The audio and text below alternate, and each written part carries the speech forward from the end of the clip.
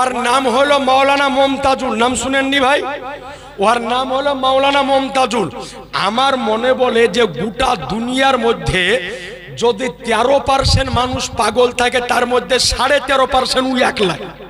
জি, মানে কোন গাঁজাখোর ব্যক্তিও এত বড় ভুল কথা বলতে পারে না। ও যে কোন কোম্পানির গাঁজা খায় ও নিজেই জানে না। জি, এত বড় ভুল কথা কেউ বলে গো? ওকে জিজ্ঞাসা করেছে, ওই স্টেজের উপরে বসে ওয়াজ করছে, তো বলছে মুসলমানের জন্য উটের পেশাব পান করাও জায়েজ। বলেন নাউজুবিল্লাহ। চিন্তা করেন তো, আমি ভাবলাম এ তো বাস্তবিক কথা। উটের পেশাব পান করা মুসলমানের জন্য হালাল, মানে ওদের ফতোয়া হলো যে যে জানোয়ারের গোশত হালাল তার পেশাব পায়খানাও হলো হালাল। অর্থাৎ গরুর গোশ হালাল, তার পেশাব হালাল। ছাগলের গোশ হালাল, ওর পেশাব হালাল। উটের গোশ হালাল, ওর পেশাব হালাল। বলছে আপনার মন চাইলে আপনি পানও করতে পারেন। তাইলে বলেন মুসলমান, ওর মধ্যে আর দিলীপ ঘোষের মধ্যে কোনো পার্থক্য আছে? নিচে নামছি না, বুঝেলিয়েন? বুঝেননি কথা? ও বলছে গরুর মুত পান করো, ইও বলছে উটের মুত, একই দুজনাই নাকি বলছেন? তো সুতরাং মুসলমান সাবধান, এদের দলে এদের জামাতে যাওয়া যাবে না। তো সাবধান, এদের আকীদা হলো জঘন্য আকীদা, এদের আকীদা হলো জঘন্য আকীদা। কত বড় কথা বলেছে শুনেলেন মুসলমান? আজ এদের একের পর এক আকীদাগুলো আপনার সামনে তুলে ধরবো।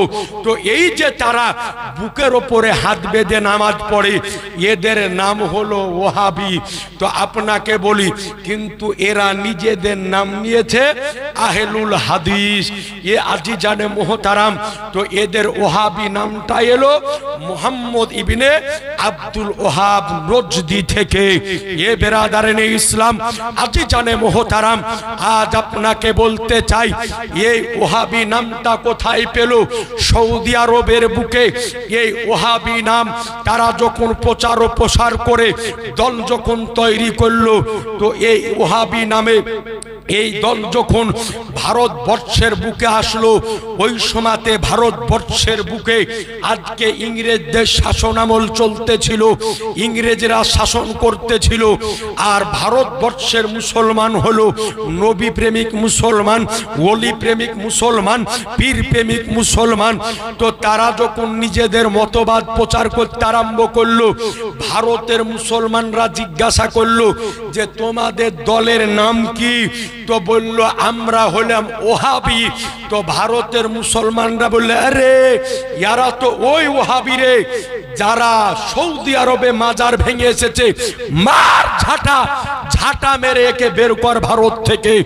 মানুষ যখন এদেরকে ঘৃণা করতে আরম্ভ করলো, এরা চিন্তা করলো যে আমরা তো ওহাবি নাম নিয়ে ভারতে থাকতে পারতেছি না, তো কি করা যায়? তো তাদের একটা মৌলবী নাম হলো তার মোহাম্মদ হুসাইন বাটলবি, সে ইংরেজ সরকারের কাছে চিঠি লিখলো যে আমরা ওহাবি নাম নিয়ে ভারতে থাকতে পারতেছি না, আমাদের নাম পরিবর্তন করে দেওয়া হোক। তো মৌলবী হুসাইন বাটলবির আজকে অনুরোধে, তার চিঠিতে, তার অনুরোধে ইংরেজ সরকার বলল যা আজ থেকে তোদের নাম ওহাবি থেকে আহলুল হাদিস করে দিলাম। বলবেন কোন কিতাবে আছে? ওহাবিদেরই বড় বাপের কিতাব, যার নাম হলো মুফতি সানাউল্লাহ অমৃতসরী, তারই লেখা কিতাব ফতোয়ায়ে সানাইয়া, তার মধ্যে লেখা আছে।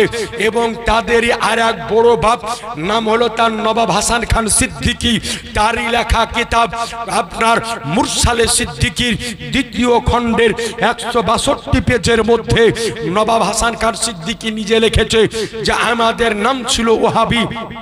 মাওলানা হুসাইন বাটলবির অনুরোধে ইংরেজ সরকার আমাদের নাম দিয়েছে আহলুল হাদিস। তাহলে বোঝা গেল এই আহলুল হাদিস নামটা এটা নবীর দেওয়া নয়, সাহাবীর দেওয়া নয়, বরং এই নামটা হলো ইংরেজ সরকারের দেওয়া নাম। আজ জেনে রাখবেন, আহলে সুন্নাতে ওয়াল জামাত নাম এটা ভারত সরকারের দেওয়া নাম নয়, পাকিস্তানের সরকারের দেওয়া না, ইংরেজ সরকারের দেওয়া না, আমেরিকা সরকারের দেওয়া না, ইংল্যান্ড সরকারের দেওয়া না, ইংরেজ সরকারের দেওয়া না, বরং কসম খোদার এই নামটি স্বয়ং আমার শাহানশাহে জিবাকার, মদিনাকে তাজদার, আহমদে মুখতার, নবীকে সর্দার, দৌলতহারের মালিক ও মুখতার স্বয়ং আমার নবী দিয়েছেন। একটু জোরে বলেন সুবহানাল্লাহ। এ আজিজানে মোহতারাম, তো সুতরাং আমাদের নাম কারো নিকট থেকে ধার করে পাওয়া না। ওর নাম হলো ওহাবি, কিন্তু ওকে যদি আবার ওহাবি বলা যায়, হাইরে রাগা রাগে, জি ওহাবি বললে উগিয়ে নিয়ে বলে আমাকে গাল দিয়ে দিল, খারাপ কথা বলে দিল। আর আমাদেরকে কেউ যদি সুন্নি বলে তো খুশি হয় না, হয় না? যদি বলে সুন্নি হানাফি মনে আনন্দিত লাগে, মনে হয় যে ওকে এক কাপ চা খাওয়া, না কি বলছেন? কিন্তু ওকে যদি ওহাবি বলা হয় তো ওর মেজাজ 400 রকম হয়ে যায়। তো যে নামে এত খারাপ লাগে তাহলে ভাবেন ওর ভিতরে কি আছে, না কি বলছেন? আর আলহামদুলিল্লাহ আমাদেরকে কেউ যদি সুন্নি বলে তাও খুশি, হানাফি বলে তাও খুশি, বেরেলবি বলে তাও খুশি। আর কেউ যদি সুন্নি হানাফি বেরেলবি বলে তোকে পকেট থেকে 50 টাকার হাদিয়া দিয়ে। কথা বুঝতে পেরেছেন? বলেন ইনশাআল্লাহ। তো সুবহানাল্লাহ, তো এদের দলে যাওয়া যাবে না। এবার আরেকটা কথা বলে দিই, এই কথাটা বলে হাদিসের দিকে যেতেছি। আজি জানে মোহতারাম, এই যে রোজার আগে একটা মাস যায়, তার নাম হচ্ছে শাবান মাস। এই শাবান মাসে আমরা একটা দিন পালন করি, নাম হচ্ছে শবে বরাত। আপনাদের গায়ে হয় শবে বরাত, হালুয়া রুটি হয়, আপনারা খান। তো এই শবে বরাত আপনারা নতুন করছেন না, আগে থেকে হয়ে এসছে? কবে থেকে হয়ে এসছেন আপনারা জানেন না, নাকি বলছেন? তো এই শবে বরাতের আগে এই যে তার কাটা মমতাজুল, মানে ইয়াকে ইয়ার ওয়াজ মানুষ শুনে কি করে গো? মানুষের পায়ে জুতে থাকে না, হ্যাঁ? ওয়াকে খাদিম জুতে দিয়ে বাদ ছিঁড়া পর্যন্ত মারার দরকার। যে এত বড় ভুল কথা মানুষ ভুলে কি করে? আচ্ছা ভাই, এই শবে বরাতে আমরা 2টা রোজা রাখি, রাখেন না আপনারা? যদিও পুরুষরা কম রাখে, মেয়েরা বেশি রাখে, নাকি বলছেন? শবে বরাত, শবে মেরাজ, এই সমস্ত রোজাগলরা মা বোনরা কিন্তু বেশি রাখে। তো শবে বরাতের আমরা 2টা রোজা রাখি। তো এই মমতাজুল ওয়াজ করছে, আর 5 একটা বুড়িয়া লোক বসে আছে। তো বলছো চাচা, তুমি যদি শবে বরাতে 2টা রোজা রাখো তাহলে তুমি জাহান্নামে চলে যাবা। বলছে তাহলে তুমি জাহান্নামে চলে যাবা? মনে হচ্ছে জাহান্নাম ওর বাপ তৈরি করেছে আর জান্নাত ওর বাপ তৈরি করেছে। কথা বুঝতে পেরেছেন? তো বলছে তুমি যদি শবে বরাতকে কেন্দ্র করে 2টা রোজা যদি রাখো তাহলে তুমি জাহান্নামে চলে যাবে। তো যদি বলো কোন কিতাবে আছে, ও তো দূরের কথার বাপও কোনো কিতাব দেখাতে পারবে না। কোনো মানুষ আগে জিজ্ঞাসা করলো না যে হ্যাঁ গো, শবে বরাতকে রোজা রাখলে যে জাহান্নামে যাবে এই কথাটা কোন কিতাবে আছে? ওই তো দূরের কথার বাপও দেখাতে পারবে না। অথচ আপনাকে বলছি একাধিক হাদিসের মধ্যে শবে বরাতের রোজা রাখার কথা উল্লেখ আছে, বলেন সুবহানাল্লাহ। সুনানু নাসাইর মধ্যে হাদিস শরীফ বর্ণিত হয়েছে, নবী আমার বলেন, হযরতে আলী থেকে বর্ণিত, হযরতে আলী রাদিয়াল্লাহু আনহু বলেন যে নবী আমার বলেছেন, যখন শাবান চাঁদের 14 তারিখ যখন আসবে তো তোমরা দিনের বেলাতে রোজা রাখো এবং রাত্রির বেলাতে দাঁড়িয়ে দাঁড়িয়ে আল্লাহর ইবাদত। সুবহানাল্লাহ বলবেন না? বলে রাত্রে দাঁড়িয়ে দাঁড়িয়ে আল্লাহর ইবাদত করো। বলে কারণ শাবান চাঁদের 14 তারিখ দিবাগত রাত্রিতে আল্লাহ পাকের রহমত প্রথম আসমানে নাজিল হয়, দুনিয়ার দিকে মুতাওয়াজ্জহ হয়ে আল্লাহর রহমত বলতে থাকে, আর পৃথিবীর বুকে কোনো ব্যক্তি ক্ষমা যদি চাহে ক্ষমা করে দিব, মাপ যদি চাহে মাপ করে দিব, রুজি যদি চাহে রুজি দিয়ে দিব, সন্তান চাইলে নেক সন্তান দিব। নবী আমার বলেন কয়েক রকমের ব্যক্তি ছাড়া আল্লাহ এই রাত্রিতে সকলকে ক্ষমা করে দেয়। মুসলমান জোরে বলবেন না সুবহানাল্লাহ? আরেকটা কথা আপনাকে বলে দিই, তো এই শবে বরাতে আমরা এই রোজা পালন করি। আচ্ছা, শবে বরাতের দিনে রাত্রিতে আপনারা বিরক্ত হচ্ছেন কি? অসুবিধা হচ্ছে কি? আচ্ছা, এই শবে বরাতের রাত্রিতে অনেক জায়গায় কবর জিয়ারত হচ্ছে, আপনাদের দিকে যায়? কবর জিয়ারতে যায়। তো শবে বরাতের রাত্রিতে কবর জিয়ারতে যায়, আমরাও যাই। শুধু শবে বরাতের রাত্রিতে, আপনি শবে বরাতের দিনেও যান, রাত্রিতেও যান। তো বেশিরভাগ জায়গায় শবে বরাতের রাত্রিতে কবর জিয়ারতে যায়। তো বলছে না, এটাও বেদাত, যাওয়া যাবে না। আচ্ছা বলেন মুসলমান, আপনাকে বলি, সুনানু নাসাইর মধ্যে হাদিস শরীফ বর্ণিত হয়েছে যে এই রাত্রিতে নবী আমার জান্নাতুল বাকিতে নিজে কবর জিয়ারত করেছেন। বলেন সুবহানাল্লাহ। এবার যদি হাদিস যখন বলছি তো বলছে হ্যাঁ কবর জিয়ারত করা তো যাবে, তবে দলবদ্ধভাবে যাওয়া যাবে না, একা একই গেলে আপনি যেতে পারেন। আচ্ছা বলেন মুসলমান, আপনাকে জানিয়ে রাখি, আচ্ছা নবী আমার একাকী গেছেন, এই কারণে বলছে আমরাও একাকী গেলে জায়েজ হবে, সবাই মিলে গেলে জায়েজ হবে না। নবী আমার গিয়েছেন, তো নবী একাই গিয়েছেন, সকলকে নিয়ে যায়নি। তো বলছে তোমরাও যদি একা একই যাও তো যেতে পারো, দলবদ্ধভাবে যাওয়া যাবে না। তো এই কথা যদি বলো তো তাকে বলবেন, আচ্ছা বলেন তো ভাই, মদ খাওয়া হারাম না হালাল? জোরে বলেন। আচ্ছা একাকী খাওয়া হারাম না সবাই মিলে হারাম? সবাই মিলে হারাম। আর একলা একলা জায়েজ? দুই রকমই হারাম, সবাই মিলেও হারাম, একা একাও হারাম। আপনি মদ যদি একলাই খাও তাও হারাম, সবাই মিলে খান তাও হারাম, বাড়িতে খান তাও হারাম, ঘরে খান তাও হারাম, দোকানে খান তাও হারাম, সকালে খান তাও হারাম, বিকালে খান তাও হারাম, রাতে খান তাও হারাম। মদ হারাম তো হারাম। তো তাহলে বোঝা গেল আল্লাহ তো এই কথা বলেনি, আল্লাহ বলেছেন শরাবকে হারাম করা হলো। এখন একলাই হারাম করা হলো না সবাই মিলে হারাম করা হলো? কোরআনে দেখিয়ে দেখতো কোন জায়গায় লেখা আছে যে যদি দেখিয়ে দিতে পারে যে একলাই খাওয়া হারাম তাহলে সবাই মিলে হালাল, যদি বলে সবাই মিলে হারাম তাহলে একলাই হালাল? জি না, মুতলাকান ভাবে আল্লাহ বলেছেন শরাব হারাম, মানে সর্বপ্রকারে আপনার শরাব হলো হারাম। তো নবী আমার কবর জিয়ারতে গিয়েছেন, নবী আমার গিয়েছেন, নবী আমার একাধিক হাদিসে বলেছেন যে এতদিন তোমাদেরকে কবর জিয়ারত করতে বারণ করেছিলাম, আজ থেকে তোমরা কবরকে জিয়ারত করো। তাহলে বোঝা গেল নবী আমার বলেছেন কবর জিয়ারত করো। তো কবর জিয়ারত করা রাতেও যাই, দিনেও যাই, সকালে যাই, দুপুরে যাই, বিকালে যাই, দিনে যাই, রাতে যাই, একাই যাই, দুইজনে যাই, চারজনে যাই, পাঁচজনে যাই, দলবদ্ধভাবে যাই, এক কথায় যে কোনো দিন, যে কোনো মুহূর্তে, যে কোনো সময় আজকে কবর জিয়ারত করা, মাজার জিয়ারত করা শরীয়তের বিধানে জায়েজ, এমনকি আমার নবীর সুন্নাত লেখা আছে। কিন্তু আজ মুসলমানকে তারা আমল থেকে দিনের পর দিন আজকে দূরে করতে চাইতেছে। তো সুতরাং আপনাদেরকে বলবো এই রকম দল থেকে সকলে দূরে থাকবেন, এই রকম দল থেকে সকলে নিজেকে হেফাজত করবেন। তো হাদিসটি আপনাকে বলতেছিলাম যে নবী আমার বলেছেন ৭৩ দলের মধ্যে ৭২ দল যাবে জাহান্নামে, এক দল যাবে জান্নাতে। এখন কোন দল যাবে জান্নাতে এটা নিয়ে লেগে গিয়েছে টানা হেচড়া। সকলেই বলতেছে আমরা যাব জান্নাতে, আমরা যাব জান্নাতে।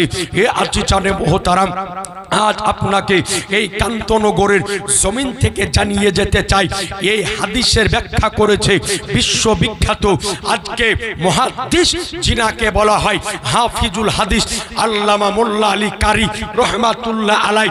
তিনি ব্যাখ্যা করেছেন মেশকাতের সারা মেরকাতুল মাফাতি, পিওর আরবিতে লেখা, দেওবন্দ থেকে ছেপেছে। তার প্রথম খণ্ডে 381 পেজের মধ্যে স্পষ্ট আকারে লিখেছেন আল ফিরকাতু নাজিয়াতু হুম আহলু সুন্নাতে ওয়াল জামাতে, অর্থাৎ নাজাত প্রাপ্ত, মুক্তি প্রাপ্ত জান্নাতি যে দল তারই নাম হলো আহলু সুন্নাতে ওয়াল জামাত। একটু জোরে সুবহানাল্লাহ হবে না? আর একটু আওয়াজ দিয়ে, তাহলে বোঝা গেল নাজাত প্রাপ্ত, মুক্তি প্রাপ্ত যে দল তারই নাম হলো আহলে সুন্নাত ওয়াল জামাত। জোরে বলেন সুবহানাল্লাহ।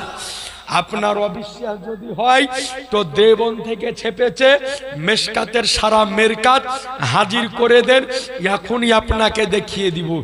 আর একটা দলিল আপনাকে দিয়ে দিই যে একমাত্র নাজাত প্রাপ্ত মুক্তিপ্রাপ্ত জান্নাতি দল, তারই নাম হলো আহলে সুন্নাত ওয়াল জামাত। নোট করেন, কাছে মোবাইলে যদি কোরআন থাকে তো আপনি এখনই খোলেন, না হলে বাড়িতে গিয়ে আপনি মিলিয়ে নেবেন, বা আপনি আমাকে এখনই জিজ্ঞাসা করেন। কিন্তু আমি চলে যাওয়ার পর উল্টে পাল্টা বললে হবে না। আমি এখন উপস্থিত আছি, যদি ইলমের বহার যদি থাকে তো আমাকে এখনই জিজ্ঞাসা করুক, ইনশাল্লাহ উত্তর দিব। আপনি ওঠান কোরআন শরীফ সূরা আল ইমরান আয়াত নাম্বার 106। আল্লাহ বলেন ওই দিন, অর্থাৎ মাহশারের দিন, কিয়ামতের দিন, আল্লাহর সামনে যখন মানুষ উপস্থিত হবে তো কিছু মানুষের চেহারা হবে কালো কুৎসিত, অর্থাৎ তার চেহারা হবে কালো কুচকুচে, আর কিছু মানুষের চেহারা হবে একেবারে পূর্ণিমার চাঁদের মতো ডগডগে। বলেন সুবহানাল্লাহ। তাহলে কিয়ামতে চেহারার মধ্যে পার্থক্য হবে দুই রকম। এক রকম হবে একেবারে সুন্দর ডগডগে, আর এক রকম হবে কালো কুৎসিত। এই আয়াতের ব্যাখ্যায় ওহাবি আহলে হাদিসরা সবচাইতে যাকে বেশি প্রাধান্য দেয় তার নাম হলো ইমাম ইবনে কাসির রহমাতুল্লাহ আলাইহি। তিনার লেখা কিতাব তাফসিরে ইবনে কাসিরের মধ্যে এই আয়াতের ব্যাখ্যা করে তিনি স্পষ্ট আকারে লিখেছেন যে মাহশারের দিন যাদের চেহারা পূর্ণিমার চাঁদের মতো হবে তারা সকলেই হবে সুন্নি জামাতের মানুষ। জোরে বলবেন না? আর একটু আওয়াজ দিয়ে। তাহলে বোঝা গেল যে একমাত্র নাজাত প্রাপ্ত মুক্তিপ্রাপ্ত যে দল তারই নাম হলো আহলে সুন্নাতে ওয়াল জামাত। তো সুতরাং এই সুন্নি জামাতের ভিতরে আপনাকে থাকতে হবে, এছাড়া অন্য কোনো দলের ভিতরে আপনাকে যাওয়া যাবে না। খবরদার, এই রকম জামাত থেকে সকলেই দূরে থাকবেন। তারা আরে একজন মানুষ তার নিজের ব্রেন বুদ্ধি আল্লাহ দিয়েছে, এটা দিয়ে ভাবলেও তো হয় না। কি বলছেন? কত বড় খাতারনাক কথা বলেছে, চিন্তা করিয়ে না। আমার দিকে দেখেন, চা সবাই পাবে, চা যদি ফুরিয়ে যায় তো আবার করে এনে দিবে। অনেকে আবার ভাবে পেছনে যখন চা দেয় তো সামনে যা ঘুরিয়ে থাকে, আমি পাবো কি পাবো না, দিবে, সবাইকে দিবে। এই ভাই মা বোনদেরকেও চা দিও, সুবহানাল্লাহ। তো কত বড় খাতারনাক কথা বলেছে শুনেলেন। আরে পৃথিবীর বুকে কোনো পাগল এই রকম নাই যে এক থালি পান্তা ভাতে ও 1 কেজি লবণ ঢেলে নেয়। ও ভালো করে জানে যে এক থালি পান্তা ভাতে কতটুকু লবণ লাগে, কিন্তু আর এই বুদ্ধটুকুন হয় না যে এই কথাটা আমার নবীর পক্ষে গেল না বিপক্ষে গেল। আচ্ছা বলেন মুসলমান, বাংলাদেশের এই মৌলভী আব্দুর রাজ্জাক বিন ইউসুফ বলেছে যেই দিন মাহশারের দিন হবে আমার নবী নাকি মিজানের পাল্লার পাশে, অর্থাৎ যেখানে মানুষের নেকি এবং বদিকে ওজন করা হবে, বলছে নবী মিজানের পাল্লার পাশে ফেল ফেল করে তাকিয়ে থাকবে যে নবীর নেকির পাল্লা ভারী হয় না গুনহার পাল্লা ভারী হয়, নেকির পাল্লা ভারী হয় না গুনহার পাল্লা ভারী হয়। আচ্ছা বলেন মুসলমান, আমার নবীর কোনো গুনাহ ছিল? একটু জোরে বলেন না, আমার নবী কোনো গুনাহ করেছেন? এবার বলেন মুসলমান শান্ত মেজাজে যে আমার নবীকে কোনো ব্যক্তি গুনাহগার বললে মানা যাবে, পাপী বললে মানা যাবে? আজ আপনি বলেন আপনার বাপকে কেউ গালি দিলে আপনার মাথা গরম হয়ে যায়, তাকে মার্ডার পর্যন্ত করে দেন। আপনার মাকে গালি দিলে আপনার মেজাজ গরম হয়ে যায়, আপনার মাথা পর্যন্ত গরম হয়ে যায়। আর আমার নবীকে বলে দিল যে ফেল ফেল করে তাকিয়ে থাকবে নবী যে গুনহার পাল্লা ভারী হবে না নেকির পাল্লা ভারী হবে। আর আমার ঘরের কিছু মানুষ বলছে ওই ঠিক বলেছে। তাহলে চিন্তা করেন। এরপরে শুনেন মুসলমান, আমার নবীর যতগণ বিবি ছিল প্রত্যেক বিবি হচ্ছে আমার নবীর প্রত্যেক বিবি হচ্ছে আমাদের মা, নাকি বলছেন? আচ্ছা বলেন আমাদের মায়ের চাইতে দাম কম না বেশি? এই জোরে বলেন, কোটি কোটি কোটি গুণ দাম বেশি। উম্মাহাতুল মুমিনিন অর্থাৎ প্রত্যেক মুমিনের মা হলো নবীর বিবিগণ। আজ বলেন মুসলমান, আপনার মাকে কেউ যদি কুরুচিকর কথা বলে তা আপনার মাথা গরম হয়ে যায় যে আমার মাকে গালি দিল।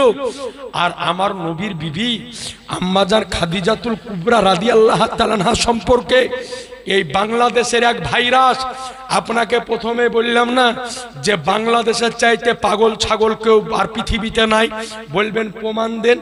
বাংলাদেশের এক ভাইরাস, নাম হলো তার মিজানুর রহমান আজহারি। মা বোনরা পাগল হয়ে যায় গলার আওয়াজ শুনে। ও মা, আপনাকে বলি, আবুল আহাবের নাম শুনেছেন? আবুল আহাবের চেহারা ছিল কিন্তু খুব সুন্দর। আবুল আহাবের চেহারা ছিল খুব সুন্দর, কিন্তু তাই বলে আবুল আহাবের ভক্ত হওয়া যাবে নাকি? ভক্ত হওয়া যাবে?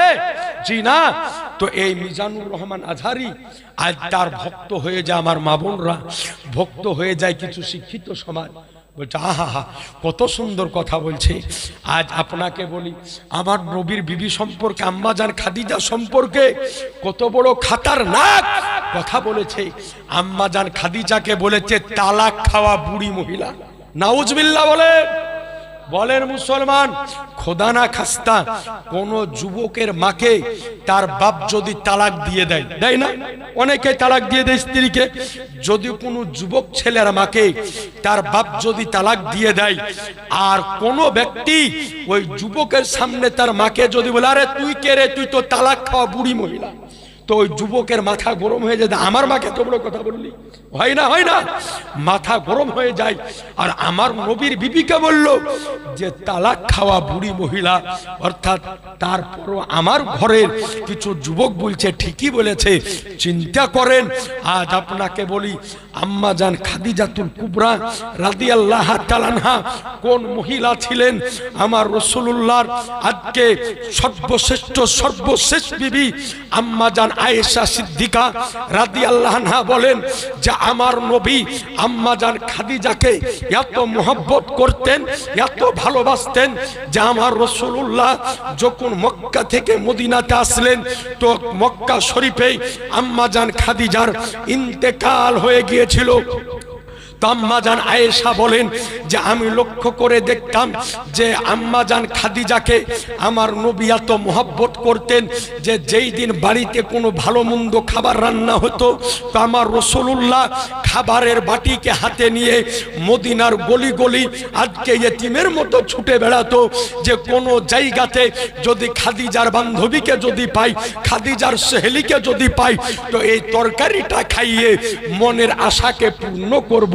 এত মোহাব্বত আমার নবী করতেন।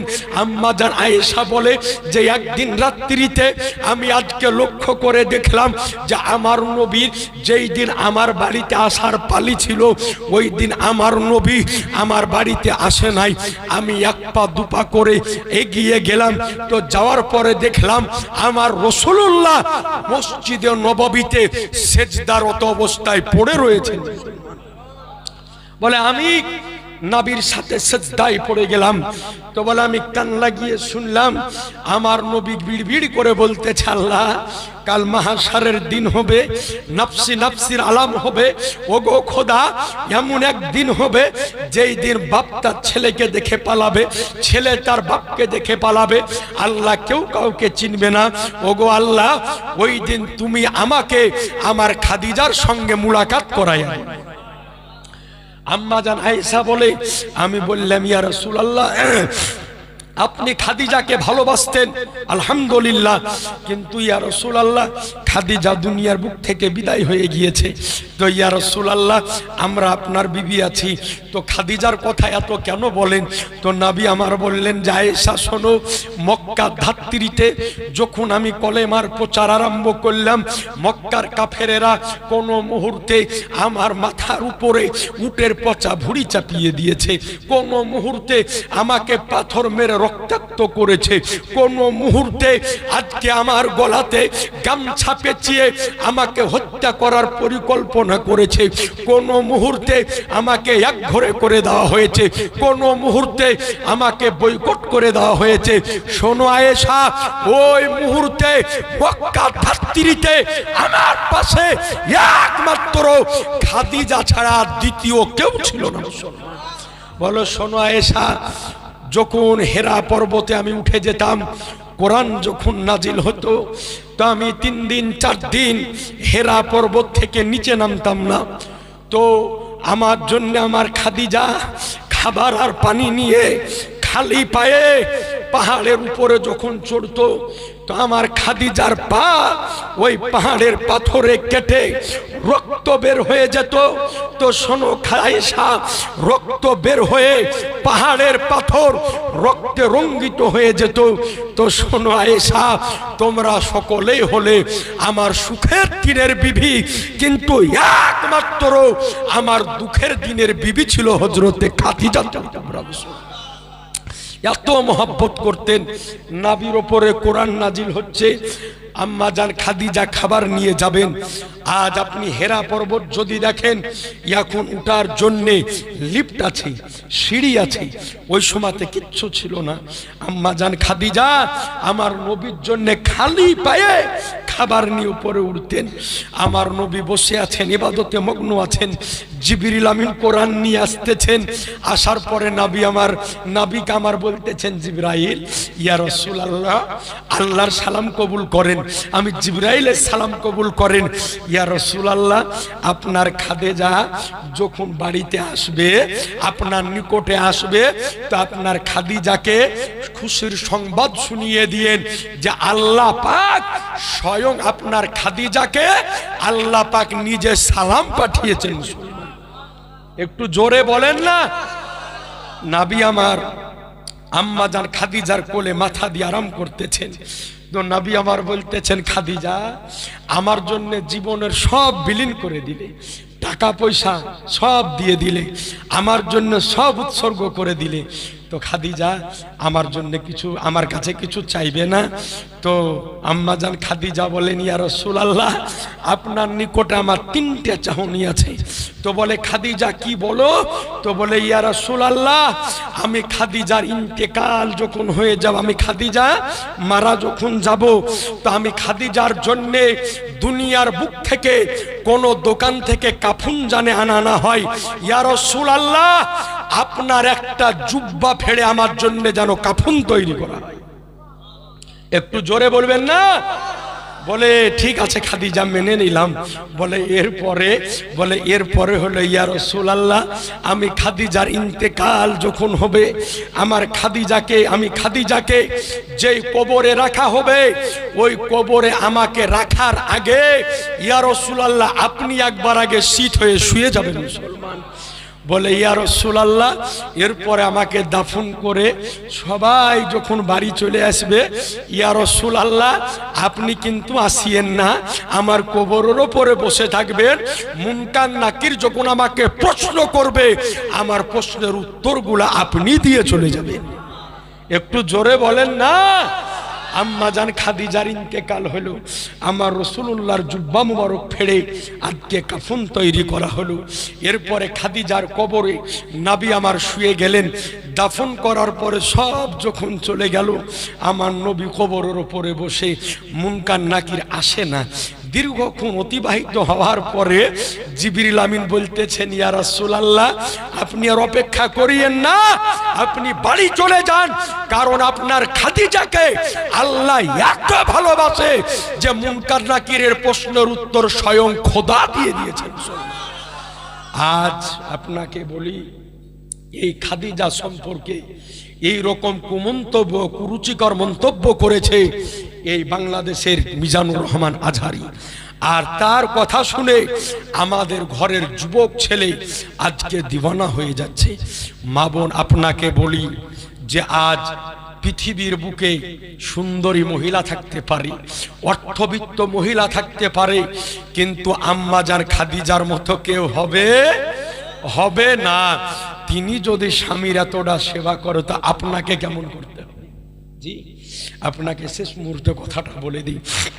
সাহাবায়ে কেরাম আমার নবীকে জিজ্ঞাসা করছেন, ইয়া রাসূলুল্লাহ, একজন নারী কতটা খিদমত করলে স্বামীর হক আদায় করতে পারবে?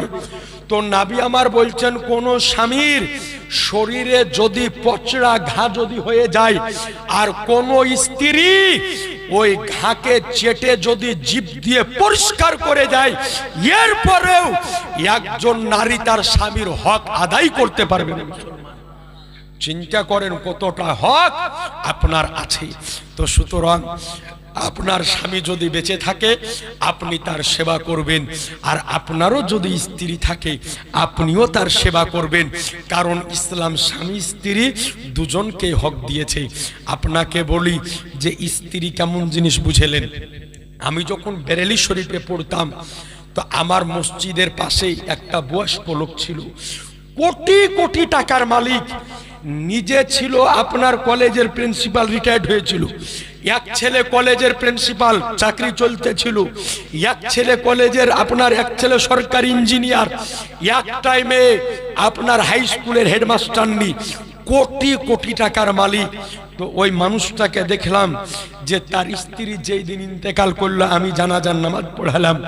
জানাজা পড়ার পরে তার স্ত্রীকে দাফন যখন করে দিলাম, তো ওই বুড়িয়া মানুষটাকে দেখতাম যে প্রতিদিন আসরের নামাজ পড়ার পরে তার স্ত্রীর কবরের পাশে দাঁড়িয়ে দাঁড়িয়ে বাচ্চা ছেলের মতো হাউমাউ করে কান্না করতো। তো আমি একদিন বললাম যে বাবা কান্না কেন করেন, আপনাকেও যেতে হবে। তো আমাকে বলছে, ইমাম সাহেব কি করব, আল্লাহ আমাকে এত টাকা দিয়েছে, আমি যদি কালকেই হেলিকপ্টার কিনবো মনে করি কালকে কিনতে পারবো, কিন্তু আমার বাড়িতে যখন আমি যেতেছি খাবার কমতি নাই, থাকার কমতি নাই, কোনো কিছুর কমতি নাই, কিন্তু বাড়িতে ঢুকে মনটা শান্তি হচ্ছে না। কারণ কিছু হোক আর না হোক স্ত্রীর সাথে কথা বলে মনটা শান্তি হতো, কিন্তু আজ স্ত্রী এমন সময়তে আমাকে ছেড়ে চলে গেল যে এই মুহূর্তে আমি বিবাহ করতে পারবো না, আর আমি মনে শান্তিও পেতেছি না। তো জেনে রাখবেন, স্ত্রী কি জিনিস বুঝতে যদি হয় তো যার বিবি নাই তাকে জিজ্ঞাসা করেন, আর স্বামী কি জিনিস বুঝতে যদি হয় যার স্বামী নাই তাকে জিজ্ঞাসা করেন। তো সুতরাং একে অপরের খিদমত করবেন, বলেন ইনশাআল্লাহ, জোরে বলেন ইনশাআল্লাহ। কোনদিন যদি আল্লাহ পাক নিয়ে আসে স্বামী স্ত্রীর অধিকার কি আপনাকে বিস্তারিত বলবো। তো সাবধান মুসলমান। তো এই বাংলাদেশের আলেম আম্মাজান খাদিজা সম্পর্কে এই রকম কুরুচিকর মন্তব্য করেছে। তো যেই ব্যক্তি আম্মাজান খাদিজাকে এত বড় কথা বলবে, বলেন তার বক্তব্য আমরা শুনবো, তাকে মানবো? জি না। আমার নিজের বাপ যদি হয় আর আম্মাজান খাদিজা সম্পর্কে স্বয়ং খারাপ কথা যদি বলে, তো ওই রকম বাপের সাথে সম্পর্ক রাখা যাবে না। কারণ জেনে রাখবেন, গোটা দুনিয়া হলো একদিকে আর আমার নবীর মোহব্বত হলো একদিকে। জোরে বলবেন না সুবহানাল্লাহ। সুতরাং জেনে রাখবেন যে গোটা দুনিয়া একদিকে আর একদিকে হলো আমার নবীর মোহব্বত। তো একটাই দলের মধ্যে থাকবেন, তার নাম হলো আহলে সুন্নাত ওয়াল জামাত। বলেন ইনশাআল্লাহ, জোরে বলেন ইনশাআল্লাহ। আচ্ছা জি জানে মোহতারাম বেরাদারেন ইসলাম, তো সুতরাং আপনাদেরকে বলবো একটাই দলে থাকবেন। তো যাই হোক, আমার ওয়াদ প্রায় শেষের দিকে, একটা লম্বা কাগজ এসছে, উত্তরটা দিব, তারপরে শেষের দিকে নিয়ে যাব। উত্তরটা দিই নাকি বলছেন? চিঠি যখন এসছে, হুজুর আসসালামু আলাইকুম, সকলে বলেন ওয়ালাইকুম সালাম। একটা জানার বিষয়, জি সুন্নি আর ওহাবি আর ফরাজিদের মধ্যে তফাৎটা কি বললাম একটু আগে? হ্যাঁ, সব শুনে নিলেন যে সুন্নি ওহাবি ফারাজি, মানে ইও মনে করে যিনি লিখেছেন যে ফারাজি আর ওহাবি আলাদা আলাদা। আমি বললাম না যে আলাদা লাই, আর একাধ জায়গায় একাধ রকমের নাম। যেমন আপনাকে বলি যে এই যে মাথার চুল, ও মাথা থেকে পা পর্যন্ত নাম আর একাধ জায়গায় একাধ রকমের নাম হয়। গোটা খান বলছি না, বুঝে নিলেন নাকি বলছেন? হ্যাঁ, তো আরো একাধ জায়গায় একাধ রকমের নাম, এক নাম কোনো জায়গায় চিনেন আপনি যান, এক এক জায়গায় এক এক রকমের নামে পরিচিত। তো বললাম যে ওদের আকীদা এরকম খাতারনাক খাতারনাক আছে। তো যাদের আকীদা এত খাতারনাক হবে, যাদের আকীদা এত খারাপ হবে, তাদের সাথে সম্পর্ক রাখা যাবে না, রাখা যাবে না। আচ্ছা, কোন মানুষ যদি পাশের মসজিদ রেখে অন্য মসজিদে নামাজ পড়তে যায় তাহলে তার নামাজ হবে? দয়া করে জানাবেন। এই ঝামেলাটা প্রায় জায়গাতে আছে, আপনাদের এখানে আছে কিনা জানি না, আশা করি আপনাদের এখানকার লোক ভালো। না না, খারাপ হচ্ছে মালদার লোক, এখানকার লোককে খারাপ বলে মারি খাবো নাকি? এখানকার লোক সব আল্লাহওয়ালা, সব আল্লাহর বলি। প্রায় জায়গাতে কিছু কিছু ট্যাট্টেরে বুড়ে থাকে, মানে ওর কোনো কাজ নাই, ওর কাজ হচ্ছে মসজিদে যে খুটখুট করা। তো দেখা যায় যে কমিটির সাথে কিছু নিয়ে দু কথা হলো, যা তোর আর মসজিদে আসবো না। মসজিদ কি কমিটির বাপের? মসজিদ হলো আল্লাহর ঘর। কি ভাই বলেন, মসজিদের ওপরে রাগ করা যাবে? এবার মশলাটা শুনেন। ফতুয়ায়ে আলমগিরি এবং দুররে মুখতার, রদ্দুল মুহতার, ফতোয়ায়ে শামী, হানাফি মাযহাবে নির্ভরযোগ্য একাধিক ফতোয়ার কিতাবে বর্ণিত হয়েছে, কোন ব্যক্তি যদি মসজিদের উপরে রাগ করে অন্য মসজিদে যায় বা ইমামের উপরে বিনা কারণে রাগ করে অন্য মসজিদে যায়, তাহলে শরীয়তের আলোকে এটা হলো অপছন্দনীয়, মাকরু। এখানে মাকরু মুরাদ মাকরুয়ে তাহরিম, অর্থাৎ গুনাহগার হবে। নামাজ হয়ে যাবে, নামাজ হবে, কিন্তু এই মসজিদ আর ইমামের ওপরে রাগ করে যাওয়ার কারণে এটা গুনাহগার হবে। কারণ ওই যদি মসজিদ আর ইমামের ওপরে রাগ যদি করে যায়, এটা সমাজের ঐক্য নষ্ট হবে, সমাজে ফিতনা সৃষ্টি হবে। কথা বুঝতে পেরেছেন? তো খবরদার এই রকম করা যাবে না। তবে হ্যাঁ, যদি এই কারণে যায় যে মসজিদের ইমাম হলো অযোগ্য, ওর পেছনে নামাজ পড়লে নামাজ হবে না।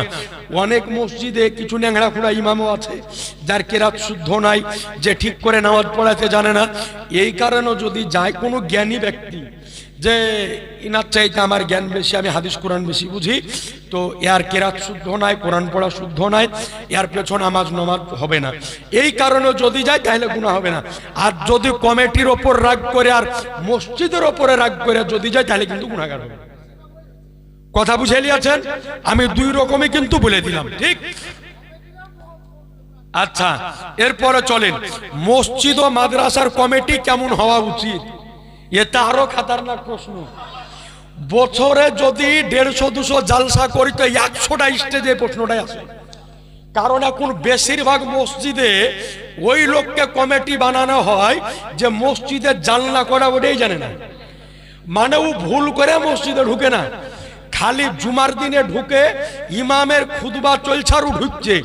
কয়েকদিন আগে মোবাইল একটা ভিডিও দেখছি, মানে দেখাচ্ছে তো একজনা মসজিদে খুতবা চলছে আর ও তাড়াহুড়া করে নামাজ পড়ার লেগে মসজিদ যাচ্ছে। তো তাড়াহুড়া করে যেতে যায় পাঞ্জাবি পড়তে যে বাড়ি অলি নাইটি পরে দৌড় দিয়েছে। এই দেখেননি? হ্যাঁ, তো এইরকম বাড়ি অলি নাইটি পরে দৌড়ছে। কথা বুঝতে পেরেছেন? তো এইরকম অনেক জায়গায় আছে, তো সাবধান। আপনি শুনেলেন ভালো করে। তো এই রকম কমিটি প্রায় জায়গায় আছে, যে ওকে দেখা যায় যে জুমার দিনে আজান হলো তখন গোসল করতে লাগলো, এরপরে ইমাম খুতবাতে ও মসজিদে ঢুকলো, কোটার টাকা আদায় হলো, গনে এলিয়ে 11:30 মতন নেন তুলে বাড়ি। কি ভাই, ও আর খবর রাখে না। খবরদার লাই, মসজিদ মাদ্রাসার কমিটি কেমন হতে হবে?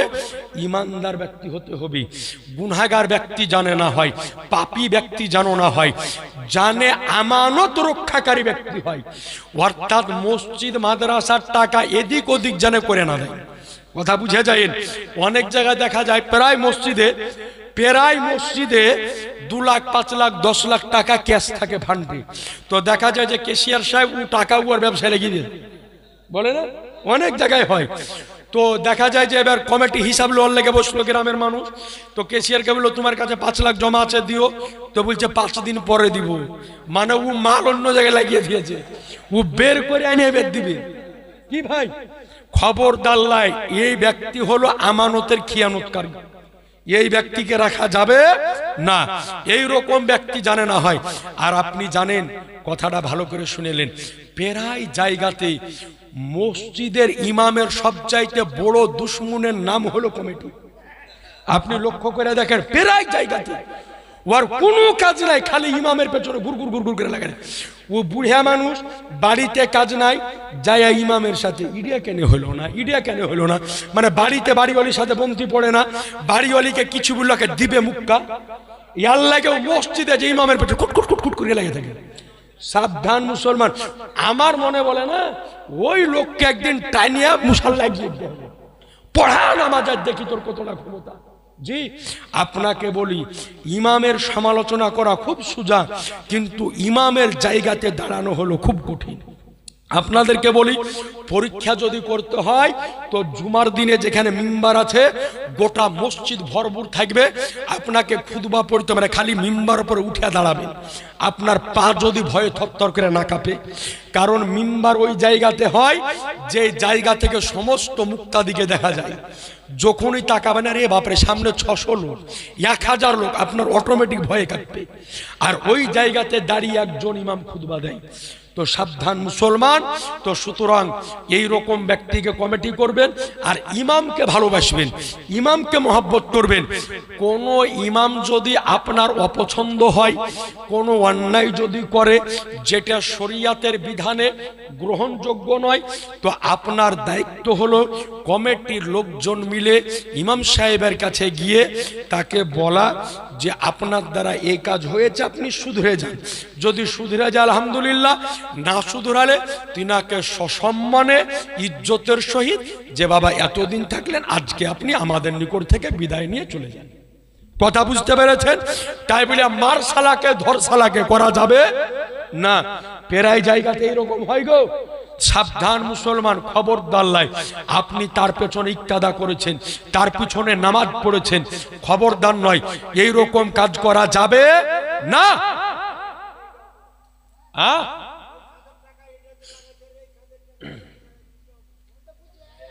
আচ্ছা আচ্ছা, আমি ওটাও শুনিয়ে দিচ্ছি আপনাকে, এবার বসেন, ওটাও শুনিয়ে দিচ্ছি। আরে আমি থাকি মালদায়, বাড়ি আমার রানীতলা, নবচ্ছর থেকে মালদায় থাকি। আমাকে আপনাদের এলাকারই ছেলে মনে করেন, প্রশ্ন করেন, অসুবিধা নেই, ইনশাআল্লাহ উত্তর দিয়ে যাবো, টেনশন নিয়েন না। ভালো করে শোনেন, এই খাদের টাকা ওই খাদার, ওই খাদের টাকা এই খাদে, মানে বর্তমানে কিছু মসজিদের কমিটি একটা খিয়ানত করে, ইমামের লেগে তারাবিতে টাকা উঠায়, ইমামকে 10,000 দেয় আর 10,000 টাকাও মসজিদে লাগিয়ে দেয়। করে কি করে না? খবরদার, ইমামের লেগে তারাবিতে উঠাইলেন, উঠায় নেওয়ার পরে ওই টাকা মসজিদে লাগানো হারাম।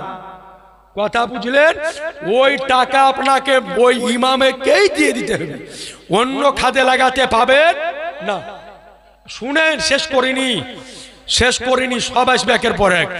এইবার মসজিদের টাকা দেখা গেল অনেক জায়গায় মসজিদ মাদ্রাসা জয়েন, তো ও করে কি, দেখা গেল যে মসজিদের টাকা কমে গেছে, ও চট করে মাদ্রাসা 2 লাখ টাকা মসজিদে ঢুকিয়ে দিল, মসজিদে 2 লাখ মাদ্রাসা ঢুকিয়ে দিল। জি না, মসজিদের টাকা মাদ্রাসায়, মাদ্রাসার টাকা মসজিদে লাগানো যাবে না।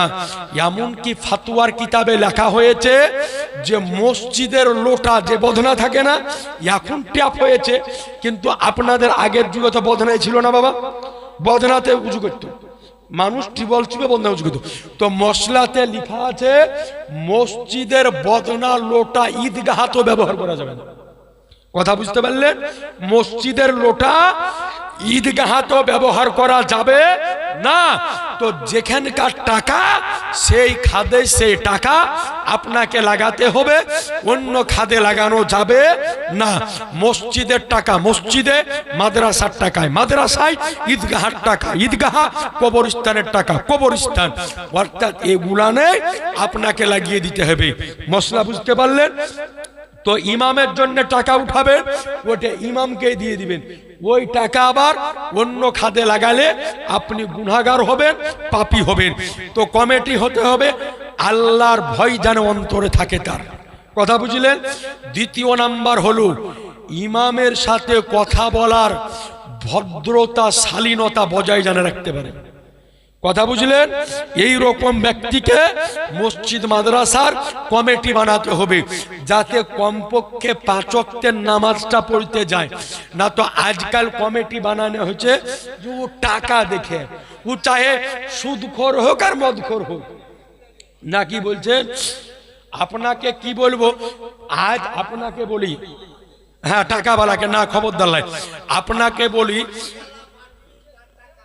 চুপেন চুপেন, আমি বলে দিচ্ছি, আজ বর্তমান সময় মুসলমানদের মধ্যে যত প্রকারের গুনাহ হয়েছে, মুসলমানের মধ্যে আপনার বেশি। সুদখোর বেচা দেখেন মুসলমানের মধ্যে বেশি। সুদ খাই না একাধিক আছে। ওরে এমন এমন লোকের সুদ খাই গো, ওকে দেখলে মনে হয় যে ও জান্নাত থেকে পালিয়ে আসা লোক, ওকে দেখলে মনে হয় যে জিবরাইলের পেছনে আমার পড়া লোক। পরে করে খোঁজ নিয়ে দেখছে রে ও পাকা সুদখোর, জি ও পাকা সুদখোর। তো সুদকে আবার সুদ বলে না, ইংরেজিতে বলে ইন্টারেস্ট, মানে সুদ বললে ঘিন্নে লাগছে, ওর লাগে বলছে যে আমি ইন্টারেস্টে টাকা খাটাই। কথা বুঝতে পারছেন? খবরদার লাই, সুদখোর ব্যক্তি হচ্ছে একটা জঘন্য ব্যক্তি। তাহলে একটা